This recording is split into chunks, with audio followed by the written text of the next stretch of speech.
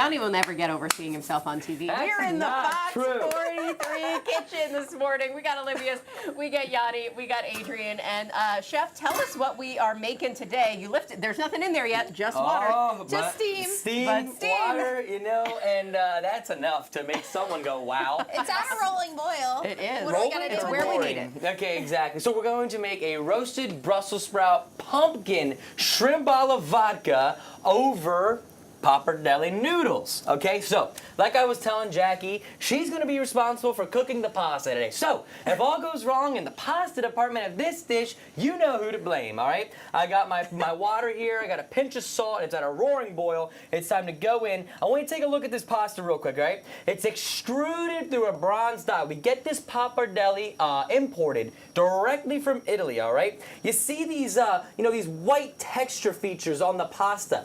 What those are going to do, those are going to collect the sauce and put even more flavor in these noodles, all right? I love working with Pappardelle for that exact reason. Pappardelle doesn't take long, Jackie, all right? So make sure you're stirring. Okay. Going in and we still like getting these to like a little bit of an al dente? Al dente, baby. That's what we're looking for. You know the drill. Now, I told you it was a shrimp a la vodka, all right? So I got my saute pan here. She's nice and hot, all right? It wouldn't be in Olivia's anything if there wasn't some of that good old famous GB. Yes, GB. Garlic butter, baby. Just a little. All right, just a little bit. Now, that was a lot of bit. It's still a lot of bit. I like that right there because I'm also going to put some olive oil in this just because I love already just the garlic butter in itself. Get your pan hot. The reason it smells so good already is because my pan's hot. I'm not putting my garlic butter in there cold, all right? Spreading this around. I'm going to show you how to make this dish to order, all right? So I'm going to put about 8 shrimp in here. They're already cleaned, veined, peeled, no tail. All right, I got just my shrimp in here so far. Thank goodness, because I hate doing the work. Yeah, you're welcome. The things I do for you, Jackie. All right, I'm just going to put a pinch of sea salt on top of that.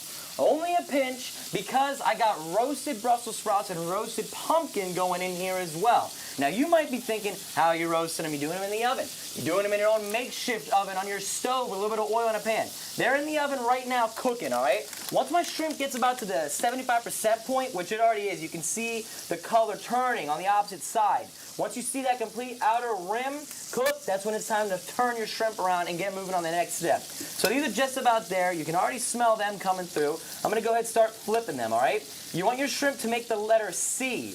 You don't want it to close and make an O. For cooked. Exactly. C for cooked. They couldn't make it any easier for us, could they? All right? So I got my shrimp at this point right here. I'm loving it. I'm loving the smells. I'm going to get those roasted Brussels sprouts and roasted pumpkins out of the oven now, okay? So we'll start with the Brussels sprouts. Little salt, pepper on top of that, all right? You see the browning? You can do that to your choice. You like a little bit more browning? Leave it in a little bit longer. Know that it is going to cook some more while in your saute pan. All right, so Brussels sprouts are in.